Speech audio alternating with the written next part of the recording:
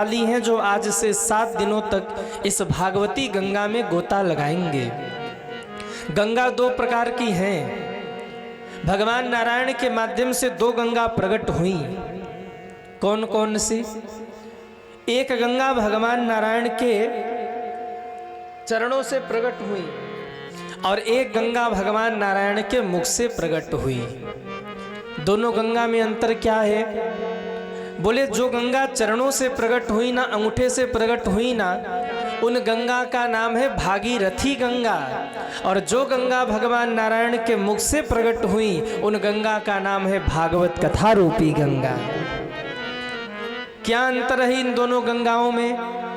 अच्छा देखिए, थोड़ा अंतर भी तो समझे कि भागवती गंगा में और भागीरथी गंगा में क्या अंतर है। वैसे तो को बड़ छोट कहत अपराध हो, किसको छोटा कहा जाए किसको बड़ा कहा जाए, क्योंकि दोनों की अपनी अपनी महिमा है। लेकिन 2 बहन हो तो एक बड़ी होती है एक छोटी होती है। तो हम लोग देखें कि बड़ी बहन कौन है और छोटी बहन कौन है, क्योंकि दोनों बहनें ही हैं। एक ही भगवान नारायण से प्रकट हुई गंगा भी और भागवत कथा रूपी गंगा भी। तो बड़ी कौन है और छोटी कौन है, इसका निर्णय कैसे ले? ध्यान दीजिएगा।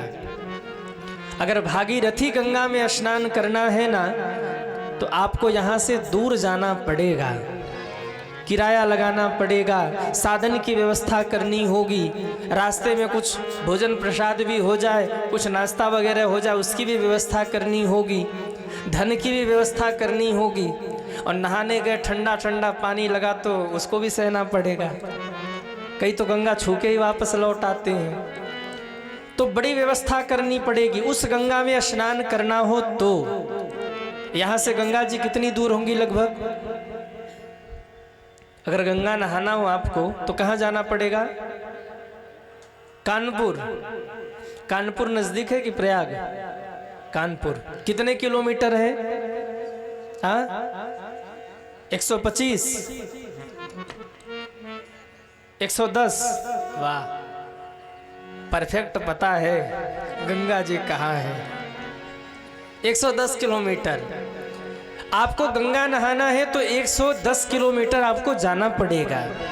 लेकिन धन्य है ये भागवत की कथा की गंगा। अरे आपको जाना नहीं पड़ा, आपके मसौली में बहती हुई भागवत की गंगा स्वयं चली आई सज्जनों। ये फायदा इस भागवती गंगा का। दूसरा फायदा, बोले गंगा जी आप नहाने गए, पैर फिसल गया तो क्या होगा? गोविंदाय नमो नमः। गंगा जी नहाने गए, पैर फिसल गया तो मरना पड़ेगा। पर अगर भागवत कथा की गंगा में आपने गोता लगाया और यहाँ मन फिसल के भगवान के चरणों में पहुंच गया तो यहाँ मरना नहीं, यहाँ तो तरना पड़ेगा। तीसरा जो लाभ है वो क्या है? बोले गंगा नहाने गए तो वहाँ एक रिस्क है कि कहीं ठंडी न लग जाए, कहीं पानी नुकसान न कर दे। लेकिन भागवती गंगा में ऐसा कोई वो नहीं है। आराम से कुर्सी पे बैठे हैं, आराम से विराजमान होकर कथा का श्रवण कर रहे हैं। जय हो। आइए भैया लोगों के लिए एक बार जोरदार ताली बजाइए। इन लोगों को भी बहुत बहुत साधुवाद है। तो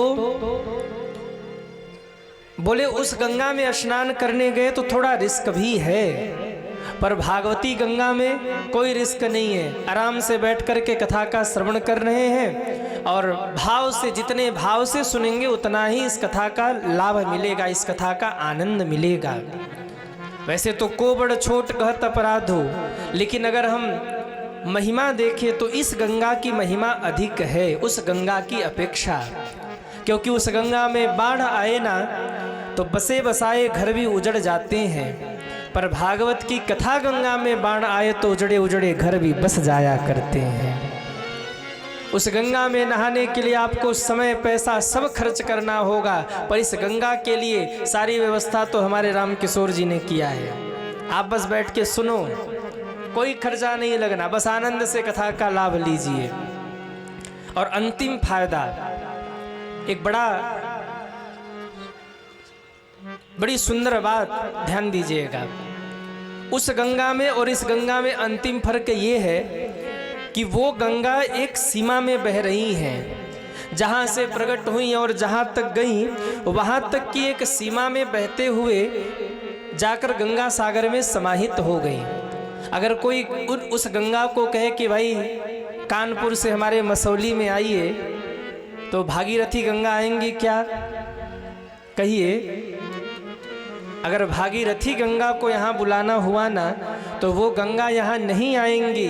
लेकिन धन्य है ये भागवत कथा जो गांव-गांव हर क्षेत्र में जाकर लोगों का कल्याण कर रही है। धन्य है ये भागवत कथा की गंगा, धन्य है ये भागवत की कथा जिसने जन जन का कल्याण किया है। इसलिए भैया इससे ये सिद्ध होता है कि बड़ी बहन कौन है? बोले भागवती गंगा। और छोटी बहन कौन है? बोले भागीरथी गंगा।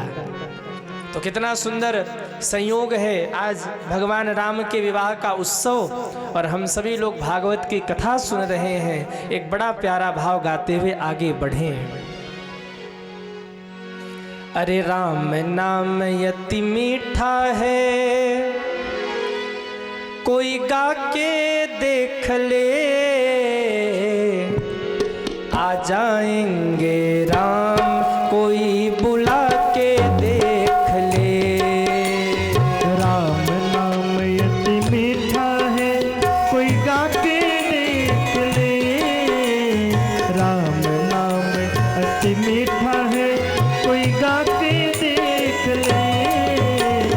आ जाएंगे राम कोई बुला के देख ले। राधे आ जाएंगे राम कोई बुला के देख ले। ओहो राम नाम अति मीठा है, कोई गा के देख ले। राम नाम अति मीठा है, कोई गा के देख ले। आ जाएंगे राम कोई बुला के देख ले। आ जाएंगे राम कोई बुला के देख ले। जरा उठाइए दोनों हाथों को, हरि बोल। जय हो।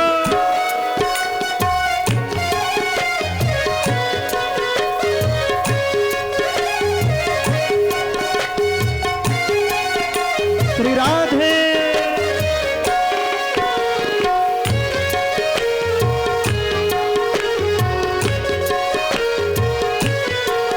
जय हो।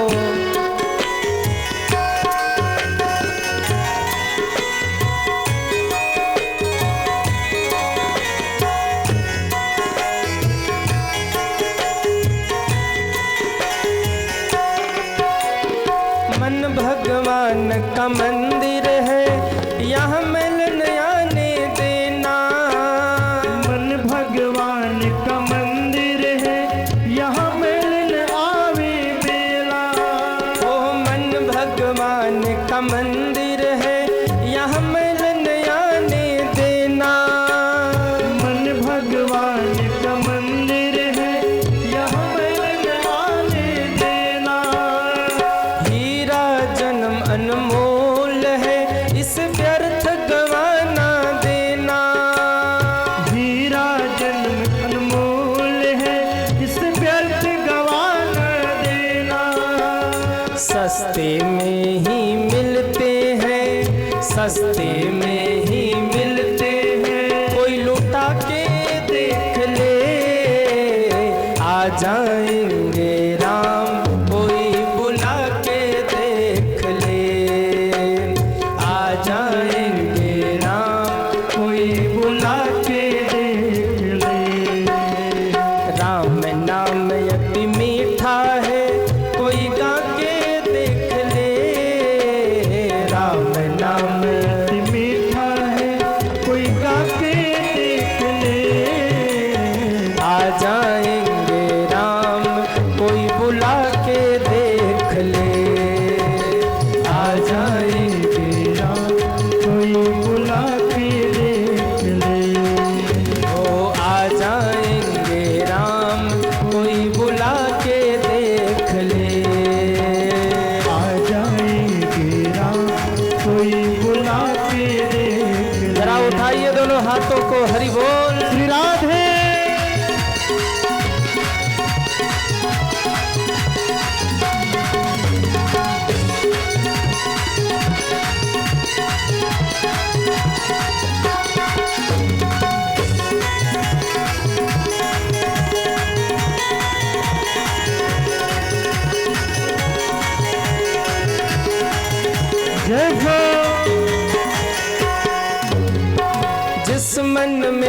अभिमान भरा भगवान कहाँ से आए। जिस मन में अभिमान भरा भगवान कहाँ से आए। जिस मन में अभिमान भरा भगवान कहाँ से आए। जिस मन में अभिमान भरा भगवान कहाँ से आए। राम नाम की ज्योति हृदय में, ओह राम नाम की ज्योति हृदय में जला के देख ले। आ जाएंगे राम कोई बुला के देख ले। आ जाएंगे राम कोई बुला के देख ले। ओ राम नाम अति मीठा है कोई गा के देख ले। आ जाएंगे राम कोई बुला के देख ले। आ जाएंगे राम कोई बुला के देख ले। हाँ, आ जाएंगे राम कोई बुला के देख ले। आ जाएंगे राम कोई बुला के देख ले। कोई बुला के देख ले। कोई बुला के देख ले। अरे राम नाम अति मीठा है कोई गा के देख ले। आ जाएंगे राम कोई बुला के देख ले। राम नाम, अरे गाओ भाई। राम नाम अति मीठा है कोई गा के। आ जाएंगे राम कोई। राम नाम तीखा है क्या? मीठा है ना? तो गा लो भाई। अरे राम नाम अति मीठा है कोई गा के। आ जाएंगे राम। और 7 दिनों तक भगवान को बुलाना ही है। सस्ते में ही मिल जाएंगे भाव लुटा के देख ले। आ जाएंगे राम कोई बुला के देख ले। तो आइए आज भागवत की गंगा में हम सभी लोग प्रवेश करें। आज प्रथम दिवस रहा इसलिए थोड़ा विलंब से कथा का आरंभ हुआ। सभी दोनों हाथ जोड़िए और भागवत के प्रथम श्लोक का गान आगे आगे मैं बोलूँगा, पीछे पीछे आप सभी बोलेंगे।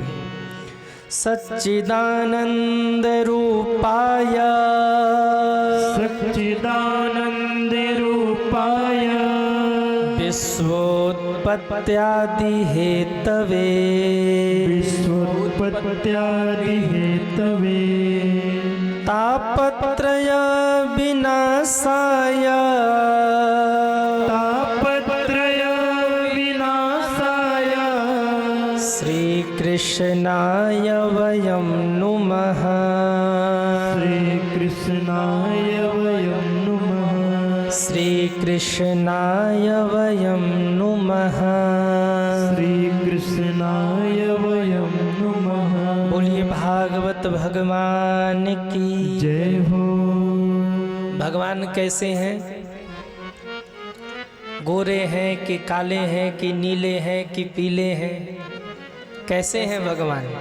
तो भागवत ने कहा न गोरे हैं न काले हैं न नीले हैं न पीले हैं।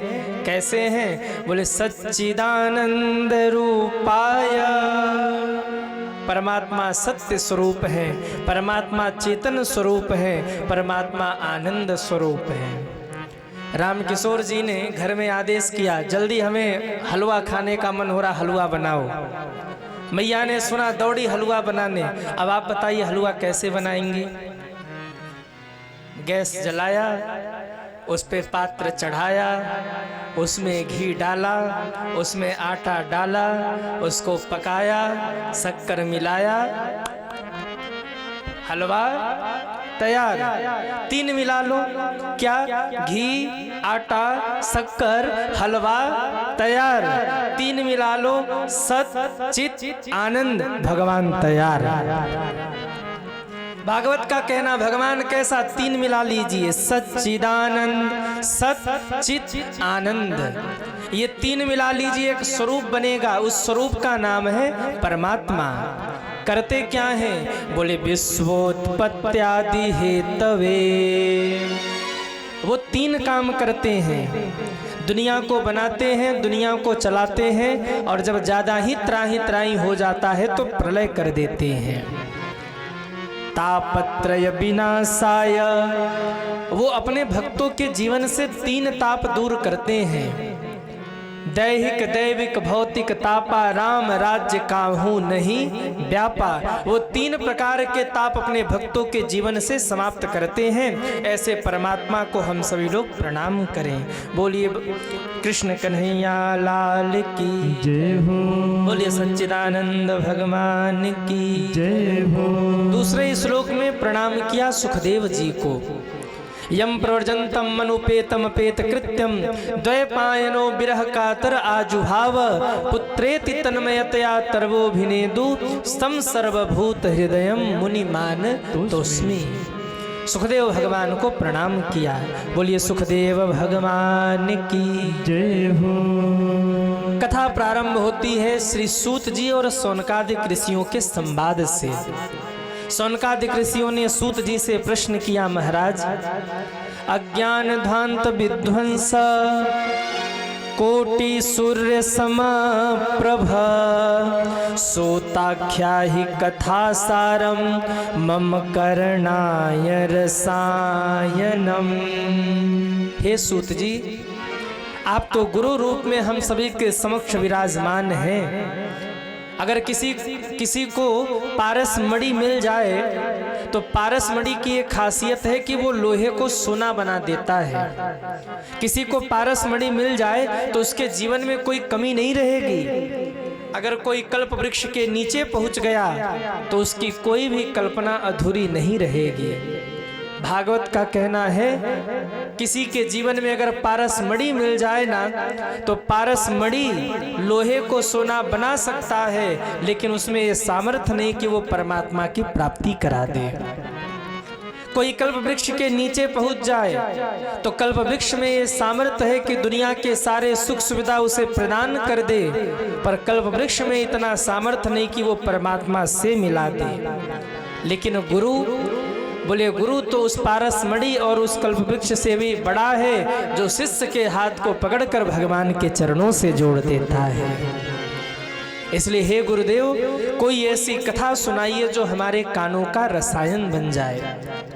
आगे कलयुग आ रहा है, बच्चे माँ बाप का सम्मान नहीं करेंगे, युवा पीढ़ी बड़े बुजुर्गों का आदर नहीं करेगी, हर घर में कलह मचा होगा, हर घर में अशांति मची होगी। ऐसे समय में कलयुग के लोगों का कल्याण कैसे होगा? सूत जी कहते हैं सौनकादिक ऋषियों सुनिए। काल ब्याल मुखग्रास त्रास निर्णास हेतवे श्रीमद्भागवतम शास्त्रम कलौकीरेण भासितम। हे सौनकादिक ऋषियों, अगर कलयुग के प्रभाव से बचना है ना तो जीव को चाहिए कि वो भागवत का श्रवण करे। जो भागवत का श्रवण करता है वो कलयुग के प्रभाव से बचा रहता है। अच्छा, आप सच बताना, आप जैसे ही कथा पंडाल में प्रवेश करके यहाँ तक पहुँचे, क्या मन में कोई अशांति है अब आपके? कहिए, यहाँ बैठ के शांति मिल रही है कि नहीं मिल रही है? क्योंकि ये भागवत ऐसा कल्प वृक्ष है जिसके नीचे जाने से ही जीव को शांति मिलती है। कह रहे जिसको कलयुग के प्रभाव से बचना है उसको भागवत का श्रवण करना चाहिए। ये भागवत साधारण नहीं है, ये भागवत वही है जिसको श्री सुखदेव जी ने राजा परीक्षित को सुनाया था। जैसे ही कथा सुनाने बैठे, आज बड़ी दिव्यता तो ये है कि कथा सुनने वाला भी साधारण नहीं है और कथा को सुनाने वाला भी साधारण नहीं है। कथा को सुनाने वाला भी महान है और कथा को सुनने वाला भी महान है, क्योंकि राजा परीक्षित और सुखदेव जी दोनों ही ऐसे हैं जिन्होंने माँ के गर्भ में ही भगवान को प्राप्त कर लिया। सुखदेव जी को भी माँ के गर्भ में ही भगवान का दर्शन हो गया और राजा परीक्षित को भी माँ के गर्भ में ही भगवान का दर्शन हो गया। जो कथा सुनाने बैठे, देवता अमृत कलश लेके आ गए। राजा परीक्षित कथा सुनने बैठे, सुखदेव जी ने प्रश्न किया, देवताओं क्यों आए हो? देवता कहने लगे, महाराज हम आपसे कुछ लेने आए हैं, कुछ मांगने आए हैं। क्या मांगने आए हो? कहा, महाराज ये भागवत कथा रूपी अमृत जो आप राजा परीक्षित को पान करा रहे हैं ना, ये अमृत आप हमें पान करा दीजिए। सुखदेव जी ने कहा, देवताओं राजा परीक्षित का कल्याण कैसे होगा? कहा, महाराज हम अपने साथ अमृत लाए, हम दोनों तबादला कर लेते हैं। आप ये भगवत कथा रूपी अमृत हमें दे दीजिए, इसके बदले हम अमृत राजा परीक्षित को दे देते हैं। वो अमृत को पी लेंगे, अमर हो जाएंगे, सांप के काटने के बाद भी उनकी मृत्यु नहीं होगी। सुखदेव जी कहते हैं, देवताओं एक बार राजा परीक्षित से भी तो पूछ लो कि उनको क्या चाहिए, अमृत चाहिए कि भगवत कथा रूपी अमृत चाहिए? प्रश्न किया, राजन अमृत चाहिए कि भगवत कथा रूपी अमृत चाहिए? कहा, गुरुदेव अमृत को पीने से क्या होगा और भगवत कथा रूपी अमृत को पीने से क्या होगा? कहा, राजन अगर अमृत को पियोगे ना तो दीर्घ जीवी हो जाओगे और भगवत कथा रूपी अमृत को पियोगे तो दिव्य जीवी हो जाओगे। कहा, गुरुदेव दीर्घ जीवी और दिव्य जीवी में अंतर? कहा, राजन अगर अमृत को पियोगे तो अमर हो जाओगे, सांप के काटने के बाद भी तुम्हारी मृत्यु नहीं होगी, लेकिन सुखी रहोगे कि नहीं रहोगे इसकी कोई गारंटी नहीं है। पर अगर भगवत कथा रूपी अमृत को पियोगे तो 7 दिन में मरना है सो तो मरोगे, लेकिन वो 7 दिन तुम्हारा दिव्य दिव्य हो जाएगा। बताओ क्या चाहिए? आंख में आंसू आ गए और राजा परीक्षित ने कह दिया, गुरुदेव अमृत नहीं चाहिए। तो बोले, आपके मुख से निकलने वाला भागवत कथा रूपी अमृत चाहिए। क्यों? अगर अमृत चाहिए होता ना गुरुदेव तो जिस भगवान ने माँ के गर्भ में मेरी रक्षा की, मैं उसी प्रभु से कहता, हे प्रभु मुझे अमृत पिलाकर अमर कर दीजिए। आज अगर घर परिवार छोड़ के यहाँ बैठा हूँ, आज अगर पूरा संसार छोड़ के यहाँ बैठा हूँ, तो मुझे अमृत नहीं चाहिए, मुझे भगवत कथा रूपी अमृत का पान कराइए। गदगद हो गए सुखदेव जी। देवताओं को कहा, देवताओं क्व सुधा क्व कथा लोके क्व काचः क्व मणिर महान क्व काचः क्व मणिर महान। देवताओं तुम कांच का टुकड़ा देकर के अमृत लेने के लिए आए हो? अरे ये भागवती अमृत के समान है। कांच का टुकड़ा है अमृत और मणि है भागवत। तुम कांच का टुकड़ा देकर मणि लेने आए हो? तुम इस कथा के अधिकारी नहीं हो। भाव से तुम कथा सुनते, तुम्हें कथा सुना भी देता, लेकिन तुमने मोल किया, इसलिए इस कथा के तुम अधिकारी नहीं हो। भाग जाओ यहाँ से। देवताओं को फटकार लगा के भगा दिया। देवता भागे सीधे ब्रह्मा जी के पास। महाराज आखिर इस भागवत में है ऐसा क्या जो अमृत देने के बाद भी हमें नहीं मिला? अच्छा आप जरा बताइए, अगर कोई पीछे आके खड़ा हो जाए, हाथ में उसके कलश हो और कहे कि भैया हम अमृत लेके आए हैं, स्वर्ग से आए हैं, तुम लोग आओ अमृत पी लो, तो कितने लोग यहाँ बैठेंगे कथा में? सच बताइए, कितने लोग बैठेंगे? वो हाथ उठाएं। हाँ 2-4 लोग होता तो पता लगता। कहते महाराज जरा आप रुकिए, हम अमृत पी के आते हैं। अगर यही प्रकट हो जाए देवता, या मान लो धन्वंतरी भगवान ही प्रकट हो जाए अमृत लेके, कहे हम तुम लोगों के लिए अमृत लेके आए हैं, एक भी व्यक्ति इस कथा पंडाल में नहीं बैठेगा, सबके सब अमृत पीने भागेंगे। लेकिन धन्य है सुखदेव जी, कह दिया गुरुदेव हमें पीना तो है पर अमृत नहीं, आपके मुख से निकलने वाला भगवत कथा रूपी अमृत पीना है। गदगद हो गए सुखदेव जी, भगा दिया देवताओं को। देवता भागे ब्रह्मा जी के पास। ब्रह्मा जी ने कहा रुको 7 दिन, अभी पता लग जाएगा कि भागवत में है क्या। 7 दिन में राजा परीक्षित को मुक्त होते देखा। चतुरानन ब्रह्मा की बुद्धि चकरा गई है। एक तराजू उठाया, तराजू के एक पलड़े पर दुनिया के सारे धर्म शास्त्र रखे हैं, दूसरे पलड़े पर भागवत को रखा है, और ज्यों तराजू उठाया सारे शास्त्र हल्के हो गए, मेरे भागवत का पलड़ा भारी हो गया। बोलिए भागवत भगवान की जय हो। आप लोगों की ताली बड़े धीरे बज रही है, कई लोग तो अपने में ही परेशान हैं। हाँ? भैया अपने से निकल के जरा भगवान की कथा पे ध्यान दो, और कोई बात समझ में आवे तो जरा जम के ताली बजा दिया करो। अभी तो आज प्रथम दिवस है, इसके पहले कितने लोग हमको सुन चुके हैं, वो हाथ उठाए। अरे राम राम, सबके सब महादेवा में सब थे क्या? हे भगवान, कहाँ कहाँ पहुंच गए आप लोग भाई। बोलिए भागवत भगवान की जय हो। भागवत का पलड़ा भारी हो गया। ब्रह्मा जी ने कह दिया ये भागवत साधारण नहीं है। लघुन्यानि जातानि गौरवेण इदम महत। सारे शास्त्र हल्के हो गए, लघु हो गए, और मेरे भागवत का पलड़ा भारी हो गया। कह रहे हैं सुखदेव जी, राजन मैं ये कथा अगर देवता भाव से सुनते, अगर विनम्रता के साथ बैठकर सुनते तो मैंने उन्हें भी सुना दिया होता, लेकिन वो तो आके तुम ये कह रहे कि अमृत दे रहे, भागवत दे दो हमें, और ऐसा संभव नहीं है। अमृत से भी अगर भागवत की तुलना की जाए तो भैया ये भागवत भारी है अमृत से भी। अब आप कहेंगे महाराज जो हम दक्षिणा देते हैं उसका क्या? ये दक्षिणा भागवत की दक्षिणा नहीं है, ये दक्षिणा तो जो कथा करते उनकी दक्षिणा है, ये भागवत की दक्षिणा नहीं है। भागवत की तो दक्षिणा कोई दे ही नहीं सकता है। लोग कहते हैं महाराज भागवत करवानी है, भागवत की क्या दक्षिणा है?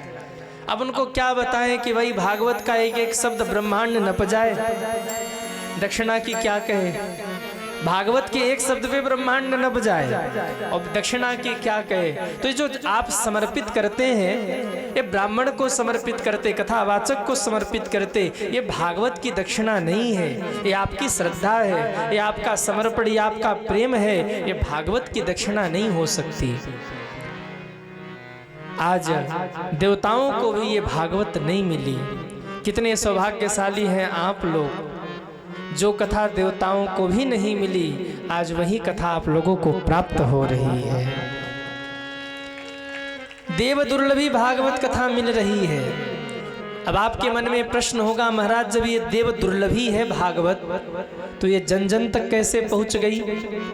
यही प्रश्न श्री सूत जी ने सौनकादिक ऋषियों से किया। महाराज सौनकादिक ऋषियों ने सूत जी से किया, महाराज जब ये भागवत इतनी देव दुर्लभी है तो ये जन जन तक कैसे पहुंच गई?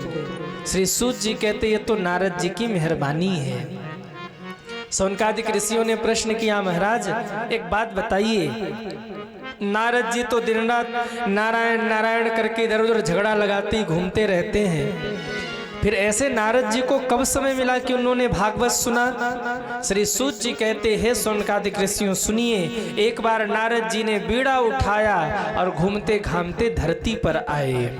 श्रीमन नारायण नारायण नारायण, श्रीमन नारायण नारायण नारायण, श्रीमन नारायण नारायण नारायण, श्रीमन नारायण नारायण नारायण।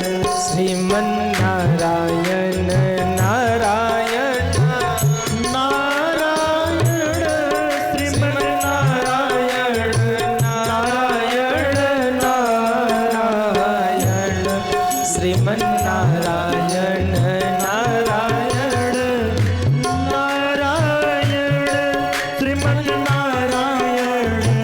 नारायण नारायण श्रीमन्नारायण नारायण नारायण श्रीमन्नारायण नारायण नारायण श्रीमन्नारायण नारायण नारायण श्रीमन्नारायण नारायण नारायण पुष्करं च प्रयागं च काशी गोदावरी तथा हरिक्षेत्रं कुरुक्षेत्रं श्रीरंगं सेतुबंधनम। कहाँ कहाँ गए? पुष्कर गए, प्रयाग गए, रामेश्वर गए, हर तीर्थों में जाके देखा, लेकिन हर जगह एक ही चीज दिखा, क्लेश, दुख, अशांति, परेशानी। कुछ तो दुनिया की परेशानी और कुछ तो दुनिया के लोगों ने जा जाके तीर्थों को और भ्रष्ट कर दिया। नारद जी बड़े बेचैन हो गए, तीर्थों का ये हाल मैं कहाँ जाऊं, कहाँ शांति मिलेगी। मंदिरों में पहुंचे तो देखा वहां भी लड़ाइयाँ चल रही हैं। फिर सोचा मंदिरों में लड़ाइयाँ तो मैं कहाँ जाऊं। घूमते घामते आश्रमों में पहुँचे तो देखा महाराज कहने को तो विरक्त है, लेकिन विरक्तों का कोई भी लक्षण दिखाई नहीं देता। घूमते घामते नारद जी ने सोचा मैंने तीर्थों का भी भ्रमण किया, मैंने मंदिरों का भी भ्रमण किया, हर जगह मैंने जा जा के देखा, लेकिन हर जगह अशांति, हर जगह क्लेश, हर जगह दुख। अच्छा आप बताइए, आप लोग मंदिर जाते हैं कि नहीं जाते हैं? कितने लोग दुखी हैं वो हाथ उठाएं। नहीं, कोई जीवन में अगर दुख हो तो हाथ उठाइएगा। कोई अगर जीवन में दुख हो तो हाथ उठाइए। तो आप लोग सुखी हो गए? कितने लोग पूर्ण रूप से सुखी हैं वो हाथ उठाएं। सब झूठ बोल रहे हैं। सामने तो सब सुखी दिखाई देते हैं। अभी मैं एक जगह कथा करने गया था, परिवार में 56 लोग रहे होंगे, 56 लोग, और हर व्यक्ति कहता था महाराज जी से हम अकेले में मिलेंगे, और हर व्यक्ति आता था तो रो रो के अपना दुख सुनाता था, महाराज बाहर तो खूब चमक दमक में हम रहते पर भीतर का हाल हमें पता है। कोई तन दुखी, कोई मन दुखी, कोई धन बिन रहत उदास, थोड़े थोड़े सब सुख दुखी सुखी राम को दास। मंदिर जाने के बाद भी हम अशांत हैं, दुखी हैं। क्यों? मंदिर में हम पूजन करने गए ही नहीं, मंदिर में भक्ति करने गए ही नहीं, मंदिर में तो हम भगवान से सौदागिरी करने गए। माँ मुरादे पूरी कर दे हलवा बांटूंगी, माँ मुरादे पूरी कर दे हलवा बांटूंगी, ओ माँ मुरादे पूरी कर दे हलवा बांटूंगी, माँ मुरादे पूरी कर दे हलवा बांटूंगी। अब बताइए ये भक्ति है कि सौदागिरी है? कहिए कहिए। माता रानी हलवा की भूखी है, वो कहे भाई तू बाट न बाट, तू रह जैसे रहना है, हमको काहे को परेशान किए जा रहे। माँ मुरादे पूरी कर दे हलवा। अच्छा एक जगह मैं गया, माताएं वो ढोलक लेके बजा बजा के गा रही थी, तो हमने पूछा मैया वो क्या गा रही? कहा माँ मुरादे पूरी कर दे हलवा। हमने कहा पहले हलवा बांट दो, माँ तो मुरादे पूरी कर ही देंगी। एक मैया बोली ना महाराज, हलवा बांट दिया हमने और माँ ने मुरादे पूरी नहीं की तो मुरादे तो पूरी हुई नहीं, घर का हलवा और जाएगा। इसलिए माँ मुरादे पूरी कर दे तब हलवा बांटूंगी। हम दुखी क्यों हैं मंदिर जाने के बाद भी? क्योंकि हम भगवान का पूजन करने गए ही नहीं, भक्ति करने गए ही नहीं, हमने तो मंदिर में भी जाकर भगवान से सौदागिरी की। हे प्रभु आप हमें ये दे दीजिए, हम आपके लिए ये करेंगे। हे प्रभु आप हमें ये दे दीजिए, हम आपके लिए ये करेंगे। ये सौदागिरी है और यही कारण है कि मंदिरों से भगवान भी त्रस्त आ गया मांगेगा। आते ही लंबी लिस्ट, ये दो वो दो वो दो वो दो। भगवान भी कहे कितना दूं, कुछ तुम भी तो करो। भगवान से मांगी अच्छी बात है, लेकिन पात्रता तो बनाइए, भजन करके उस योग्य तो बनिए कि भगवान से मांग सकिए। आप बताइए, किसी को सरकारी नौकरी चाहिए हो तो पढ़ाई करता है, परिश्रम करता है, सर्टिफिकेट लेता है, योग्य बनता है, तब जाकर के उसको सरकार के द्वारा वेतन मिलता है। अब कोई ये कहे कि हमको कुछ न करना पड़े और सरकार वेतन दे, तो ऐसा होने वाला नहीं है। आप कुछ न करिए और फिर भी सरकार वेतन दे, तो भैया कोई ऐसा सरकारी फंड नहीं कि फ्री में वेतन मिले। ठीक ऐसे ही आप भक्ति न करिए, भजन न करिए, योग्यता न प्राप्त करिए और आप ये चाहिए कि भगवान भंडार भर दें, तो ऐसा होने वाला नहीं है। आप भक्ति करिए, आप भजन करिए, मांग रहे हैं भगवान से, मांगते रहिए, पर मांगने से पहले मांगने की योग्यता प्रकट करिए। नारद जी ने हर तीर्थ में जाकर देखा, जहां देखा वहीं दुख, जहां देखा वहीं अशांति। हर तीर्थ में गए, नारद जी को शांति नहीं मिली, तो नारद जी ने सोचा जरा गृहस्थियों के यहाँ चल के देखूं क्या हो रहा है। घूमते घामते नारद जी पहुंचे बाराबांकी। बाराबांकी में भी कहाँ पहुंचे? कहाँ? मसौली। हाँ, पहुंच गए। क्या देखा? बोले जो दुनिया में चल रहा था वही यहाँ भी चल रहा था। क्या हुआ? बोले नारद जी घर के सामने से निकल रहे थे, देखा तो घर के बाहर बाप बेटा भिड़ रहे। नारद जी ने कहा नारायण नारायण, क्या हो रहा? कैसा कलयुग, बाप बेटा ही भिड़ रहे। अच्छा जरा घर के भीतर चल के देखूं क्या हाल है। तो घर के बाहर तो बाप बेटा भिड़ रहे थे, घर में जाके देखा तो सास और कहिए, हाँ, ये झगड़ा कोई सुलझा नहीं पाया। ये झगड़ा कोई सुलझा नहीं पाया, जो सुलझाने गया वो और उलझ गया। क्यों? दुनिया की हर एक सास कहती महाराज बहू अच्छी नहीं मिली, और दुनिया की हर एक बहू कहती ताड़का मिली ताड़का। वो सास नहीं है महाराज, ताड़का खा जाएगी। घर घर की कहानी। अच्छा झूठ कह रहे तो कहो, झूठ कह रहे हैं? नहीं ना। तो बोले हर घर की कहानी। नारद जी घबराए, कहाँ जाऊं, हर जगह दुख, हर जगह अशांति।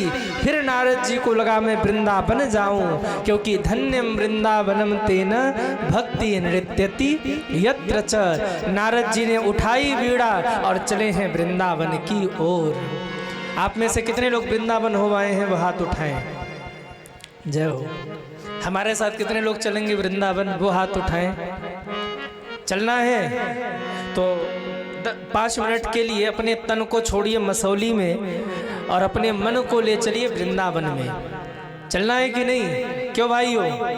आइए सभी बिल्कुल आनंद के साथ चले वृंदावन की यात्रा पर। बोले वृंदावन धाम की जय हो। मन चल वृंदावन धाम, मन चल वृंदावन धाम, रटेंगे राधे राधे नाम, मिलेंगे कुंज बिहारी। ओढ़ के कांवर कारी, ओ मिलेंगे कुंज बिहारी, ओढ़ के कांवर कारी। मिलेंगे कुंज बिहारी, ओढ़ के कांवर कारी। मन चल वृंदावन धाम, मन चल वृंदावन धाम, रटेंगे राधे राधे नाम, मिलेंगे कुंज बिहारी, ओढ़ के कांवर कारी। हाँ मिलेंगे कुंज बिहारी, ओढ़ के कांवर कारी। जिनके पैर थिरक रहे हो वो खड़े होकर के नृत्य कर सकते हैं। हरि बोल। श्री राधे।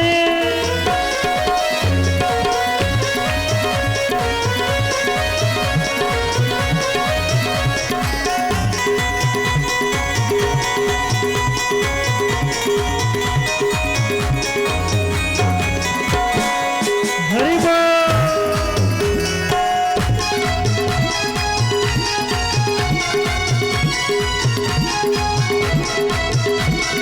जय हो। प्रात होत हम यमुना तट पर जाएंगे, रात होते हम यमुना तट पर जाएंगे। ओह प्रात होत हम श्री यमुना जी जाएंगे, रात होत हम श्री यमुना जी जाएंगे। करके पान हम जीवन सफल बनाएंगे, करके पान हम जीवन सफल बनाएंगे। होवे सबको पूर्ण काम, होवे सबको पूर्ण काम। रटेंगे राधे राधे नाम, जय हो।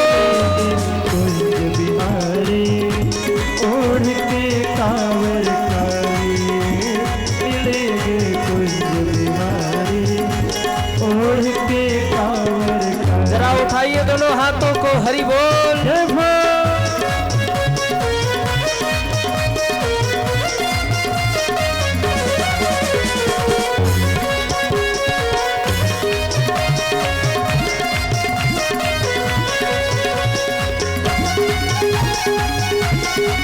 श्री राधे।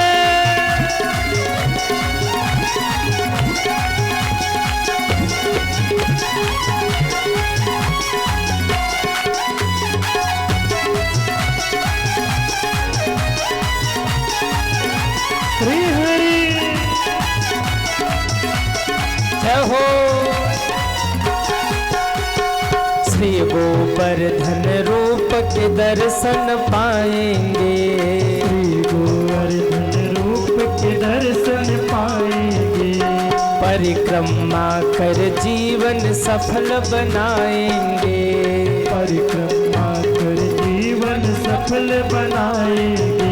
कर मानसी गंगा स्नान।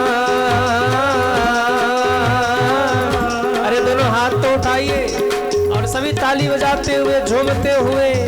कर मानसी गंगा स्नान, रटेंगे राधे राधे नाम, मिलेंगे कुंज बिहारी ओढ़ के कांवर कारी, मिलेंगे कुंज बिहारी। जय हो। ओढ़ के कांवर कारी। मन चल वृंदावन धाम, मन चल वृंदावन धाम। रटेंगे राधे राधे नाम, मिलेंगे कुंज बिहारी। जय हो। ओढ़ के कांवर कारी। हाँ मिलेंगे कुंज बिहारी, ओढ़ के कांवर कारी। मिलेंगे कुंज बिहारी ओढ़ के कांवर कारी। जय राधे राधे राधे राधे राधे राधे राधे राधे राधे राधे राधे राधे राधे राधे राधे राधे राधे राधे हाथ उठा के राधे राधे ताली बजा के राधे राधे सब मिल बोलो। राधे राधे कमला बोले, राधे राधे हारमोनियम बोले, राधे राधे झाल बोले, राधे राधे ताल बोले, राधे राधे हम भी बोले, राधे राधे आप भी बोलो। राधे राधे ताली बजा के राधे राधे हाथ उठा के राधे राधे सब मिल गाओ। राधे राधे वृंदावन में राधे राधे नाटक पे राधे राधे गलीन में श्री बरसाना राधे राधे काके बिहारी राधे राधे हम सबकी प्यारी। राधे राधे राधे राधे राधे राधे राधे राधे राधे राधे राधे राधे राधे राधे राधे राधे राधे राधे मिलेंगे कुंज बिहारी, ओढ़ के कांवर कारी। मिलेंगे कुंज बिहारी ओढ़ के कांवर कारी। हाँ मिलेंगे कुंज बिहारी, ओढ़ के कांवर कारी। हाँ मिलेंगे कुंज बिहारी ओढ़ के कांवर कारी। ओढ़ के कांवर कारी, ओढ़ के कांवर कारी। बोले वृंदावन धाम की जय हो। जय जय श्री राधे जय जय श्री राधे जय जय श्री राधे श्याम। मिलेंगे कुंज बिहारी, ओढ़ के कांवर काले। हाँ मिलेंगे कुंज बिहारी, ओढ़ के कांवर काले। वृंदावन में कौन मिलेगा? कौन मिलेगा?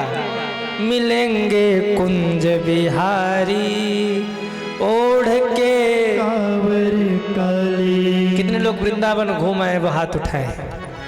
वाह, इससे बढ़िया मौका बताइए, कितना बढ़िया मौका था आप सभी के लिए। न टिकट लगा, न पैसा, न टाइम, 5 मिनट में घूम आए। मन चल वृंदावन धाम, रटेंगे राधे राधे नाम, मिलेंगे कुंज बिहारी ओढ़ के कांवर काले। इसलिए भैया अकेले वृंदावन कभी मत जाना। क्यों? अकेले चले गए, कोई रोकने टोकने वाला नहीं रहा, और कई बिहारी जी से भेंट हो गई, नए लड़ गए तो घर द्वार छूट जाएगा। इसलिए कोई रोकने टोकने वाला होना चाहिए कि भाई चलो घर, क्यों टाइम हो गया जाने का। हाँ, ठाकुर जी तो ऐसे संत तो कहते हैं मनुआ मत जइयो वृंदावन की ओर, वृंदावन मत जाना। किसी ने कहा अगर चले गए तो, बोले यमुना तट पे मत जाना। कहा अगर चले गए तो, बोले वहां नंद के नंगे लाल घूम रहे होंगे उनसे नजर मत मिलाना। तो रहा होगा कोई मसौली का, उसने फिर कहा अगर नैन मिला लिया तो महात्मा ने कहा फिर आके मत रोना कि खुद तो नंगा था हमको भी नंगा कर गया। क्यों? ठाकुर जी से एक बार जो नजर मिला ले, आहा, ठाकुर जी उसको छोड़ते नहीं है। मिलेंगे कुंज बिहारी ओढ़ के कांवर काले। नारद जी पहुंचे वृंदावन, और जो वृंदावन पहुंचे दुनिया का सबसे बड़ा आश्चर्य नारद जी ने वृंदावन में देखा। क्या देखा? एक स्त्री बैठी रो रही है, 2 वृद्ध पुरुष उनके अगल बगल लेटे हुए हैं। वो उन दोनों पुरुषों को जगाना चाहती है पर वो जागते नहीं है। नारद जी ने जब ये दृश्य देखा तो संत हृदय नवनीत समाना, पास गए, पूछा देवी आप कौन हैं? ये 2 वृद्ध पुरुष जो यहाँ लेटे हुए ये कौन हैं? आप क्यों रो रही हैं? वो देवी कहती अहम भक्ति रीति ख्याता इमो में तनयो मतः, ज्ञान वैराग्य च नामानो काल योगेन जर्जरो। बाबा मेरा नाम है भक्ति, ये दोनों मेरे बेटे, एक का नाम है ज्ञान, एक का नाम है वैराग्य, दोनों मूर्छित हैं बाबा। नारद जी ने कहा माँ मैंने पहली बार देखा कि माँ 20 वर्ष की है और बच्चे 90 वर्ष के हो गए। अरे माँ जब वृद्ध होती है तो पुत्र युवा होते हैं, यहाँ माँ ही युवा हो गई और पुत्र वृद्ध हो गए, क्या कारण है? कहा बाबा यही तो कलयुग का प्रभाव है। कलयुग में किसी के जीवन में ज्ञान नहीं है, इसलिए मेरा बेटा ज्ञान मूर्छित हो गया। किसी के जीवन में वैराग्य नहीं है, इसलिए मेरा बेटा वैराग्य मूर्छित हो गया। हाँ, लोग थोड़ी बहुत भक्ति करते हैं, इसलिए मैं तरुणी हो गई, मेरे बच्चों का इलाज करिए। घंटी बजाया, शंख बजाया, ब्रह्मसूत्र गीता उपनिषद पढ़ दिया, और ज्यों मंत्र पढ़ के कहा हे ज्ञान वैराग्य उठ के बैठो, ज्ञान वैराग्य उठ करके बैठ गए।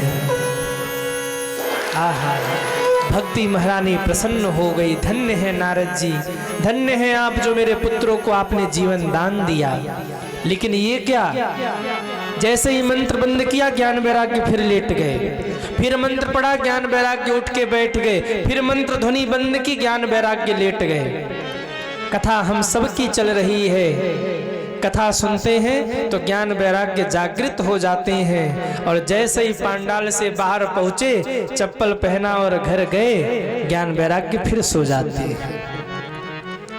ज्ञान वैराग्य को जगाना है तो समय समय पर कथा सुनते रहिए। अगर आप चाहते हैं कि ज्ञान वैराग्य जागृत रहे, हमारे जीवन में भक्ति तरुणी रहे, तो समय समय पर कथा को सुनिए, क्योंकि ये कथा ही है जो आपके जीवन में ज्ञान वैराग्य को जगाकर रखेगी। नारद जी चिंतित हुए, आकाशवाणी हुई सत्कर्म करिए सत्कर्म। चिंतित हुए ये सत्कर्म है क्या। वेद वेदांत उपनिषद ब्रह्मसूत्र गीता सब तो पढ़ दिया, आखिर क्या ऐसा बच गया जो अभी तक मैंने नहीं किया। और ये आकाशवाणी कह रही सत्कर्म करिए। नारद जी पहुंचे बद्री विशाल। इसका नाम बद्री विशाल क्यों है? क्योंकि इक्ष्वाकु नाम के एक राजा हुए। एक बार इनका सर्वस्व छिन गया और जब सर्वस्व राजाओं ने छीन लिया तो ये पहुंचे बद्री नारायण और वहां जाकर के खूब तपस्या की। जब भगवान प्रसन्न होकर कहते वर मांगो तो कहते हैं मेरा खोया हुआ राज्य मुझे वापस कर दीजिए। भगवान ने कहा पगले इतना विशाल तप करके इतनी छोटी सी मांग की तुमने? अरे मांगना ही था तो कुछ और मांगता। और तुम कह रहे हो कि इतना विशाल तप करने के बाद तुम कह रहे हो कि मुझे मेरा राज्य दे दो। इसलिए जाओ, आज से इस स्थान का नाम ही बद्री नारायण के साथ बद्री विशाल हो जाएगा, क्योंकि तुमने यहाँ विशाल तप किया है, तब से वहां का नाम बद्री विशाल हो गया। नारद जी पहुंचे बद्री विशाल। सनत सनंदन सनातन सनत कुमार मिले। पूछा नारद क्यों चिंतित हो? ऐसा क्या है जो खो गया तुम्हारा जो तुम इतने दुखी हो? अरे तुम तो संत हो और संतों का एक ही धन होता है, उनका धन है राम नाम का धन, उनका नाम है कृष्ण नाम का धन। हमारो धन राधा श्री राधा श्री राधा, हमारो धन राधा श्री राधा श्री राधा, हमारो धन राधा श्री राधा श्री राधा, परम धन राधा राधा राधा राधा राधा, परम धन राधा राधा राधा राधा राधा, हमारो धन राधा श्री राधा श्री राधा, हमारो धन राधा श्री राधा श्री राधा, हमारो धन राधा श्री राधा श्री राधा, हमारो धन राधा श्री राधा श्री राधा। कथम ब्रह्मदीन मुखः कुतुश्चिंता तुरो भमान। हे नारद क्यों चिंतित हो? अरे हम लोगों का तो एक ही धन है, परम धन राधा राधा राधा राधा राधा, परम। इधर कोई नहीं गाएगा, तबला जरा धीरे करिए। आप लोग गाइए, आप लोगों की आवाज हमारे तक पहुंचनी चाहिए। परम धन राधा राधा राधा राधा राधा, परम।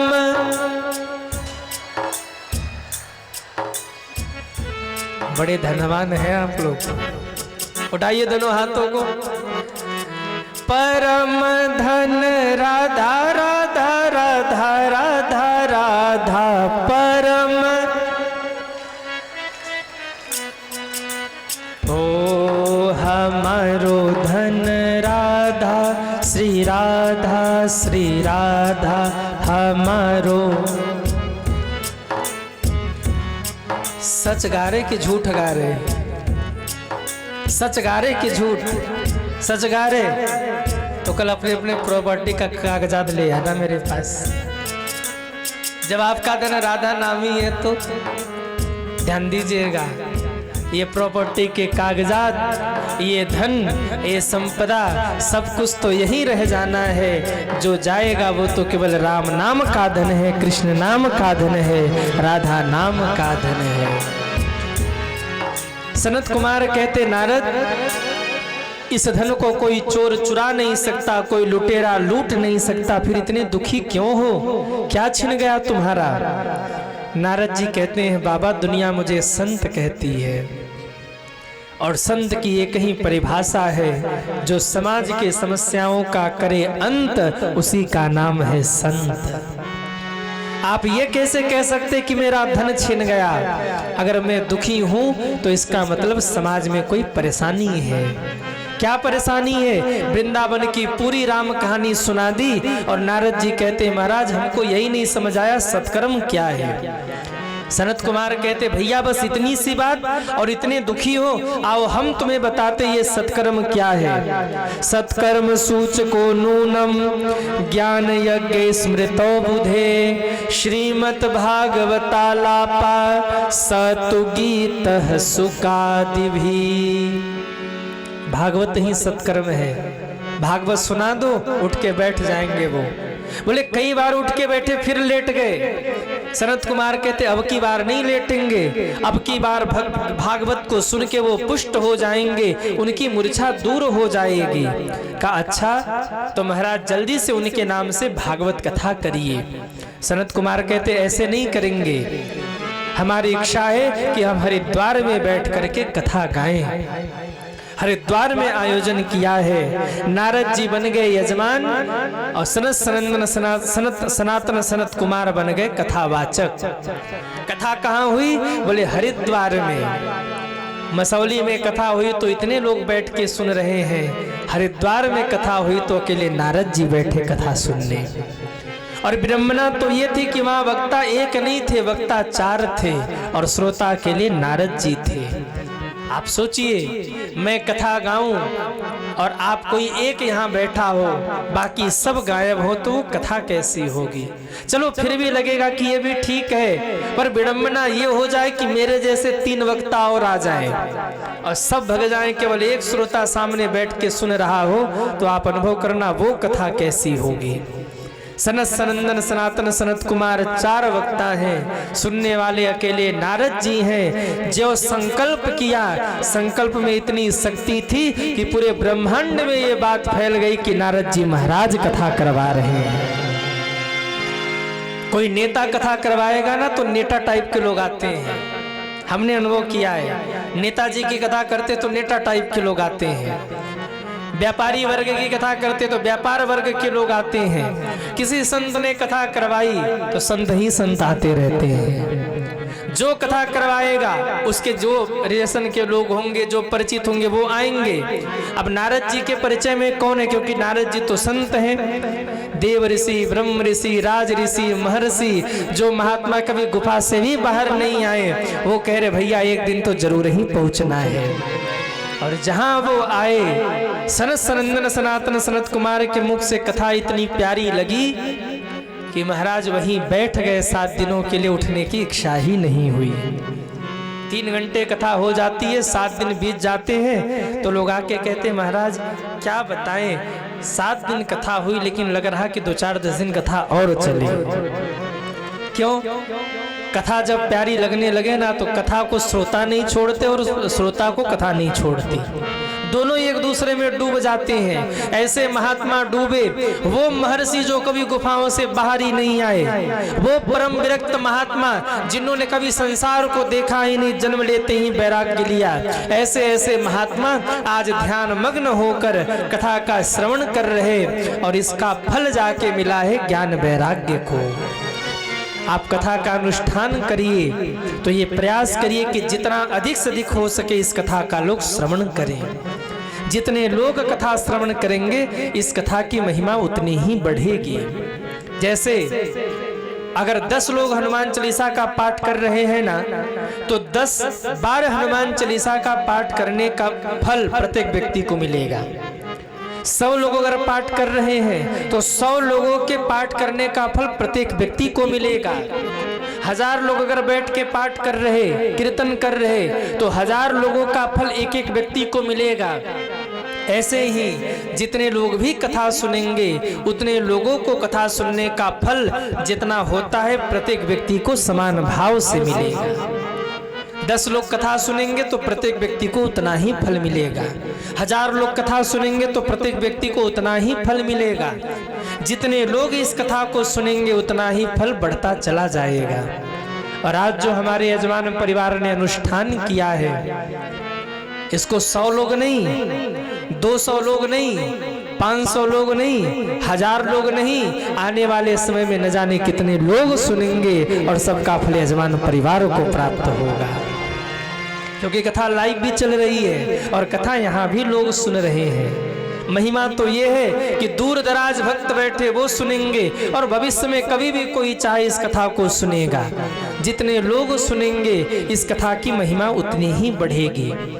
ज्ञान वैराग्य को फल मिला, वो पूर्ण रूप से